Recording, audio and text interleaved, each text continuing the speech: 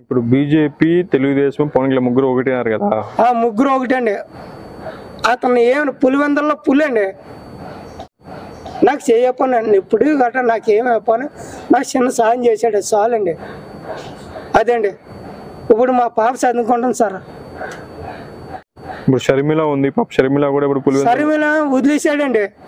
మరి అనకూడదు కానీ షర్మిల మరి వదిలేశాడంటే అన్నయ్య కదా, తల్లిని వదిలేశాడు.